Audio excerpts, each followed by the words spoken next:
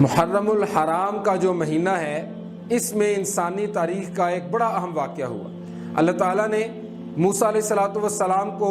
فرعون کے ظلم سے نجات دی۔ اس نجات کی خوشی میں یہودی روزہ رکھا کرتے، تو رسول اللہ صلی اللہ علیہ وسلم کو جب اس بات کا علم ہوا تو آپ صلی اللہ علیہ وسلم نے فرمایا نحن احق بموسیٰ منکم، ہم تم سے زیادہ موسیٰ علیہ الصلوۃ والسلام کے قریب اور اس خوشی پر شکرانے کے روزے رکھنے کے حقدار ہیں۔ تو رسول اللہ صلی اللہ علیہ وسلم نے بھی روزہ رکھا اور فرمایا کہ 10 محرم کا روزہ سابقہ 1 سال کے گناہوں کا کفارہ ہے۔ اور اس نجات کے موقع پہ موسیٰ علیہ الصلوۃ والسلام کو جو اللہ تعالیٰ نے فرعون سے نجات دی، اس موقع پہ ایک اہم سبق ہمارے لیے یہ ہے کہ انسان جتنی بھی محنت کرے، جتنی بھی کوشش کرے، بہرحال اس کو نتائج آ جانے کے بعد اپنی محنتوں کوششوں کو بھول جانا چاہیے اور اپنے رب کا شکر ادا کرنا چاہیے جس نے خوبصورت نتائج دکھائے ہیں۔ اور اسی لیے ہمیں رسول اللہ صلی اللہ علیہ وسلم نے نتائج کی خوبصورتی کے لیے دعا سکھائی ہے، اللہم احسن عاقبتنا فی الامور کلھا واجرنا من خزی الدنیا وعذاب الآخرہ۔ اور دوسرا اہم سبق ہمارے لیے اس واقعے سے یہ ہے کہ انسان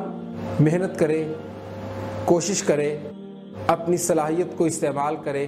اپنے وقت کو استعمال کرے اور اس کے بعد نتائج کو اللہ تعالیٰ پر چھوڑ دے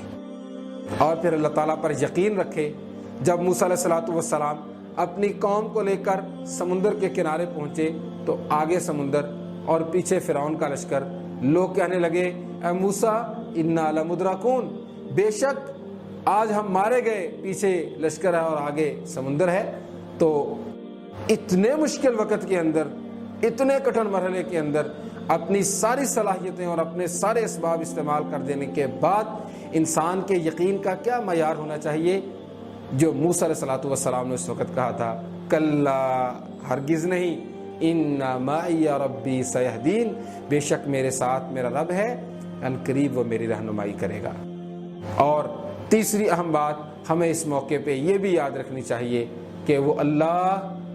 ظالموں کو ڈھیل دیتا ہے تاکہ ان کے پاس کوئی حجت باقی نہ رہے، اور اپنے محبوب اور مقرب بندوں کا امتحان لیتا ہے تاکہ وہ اپنے رب کے قریب ہو سکیں اور اپنے اللہ کی طرف رجوع کر سکیں۔ اللہ تعالیٰ ہمیں ان واقعات کو پڑھنے کی اور سمجھنے کی اور ان کو اپنی زندگی کے اندر نافذ کرنے کی توفیق عطا فرمائے۔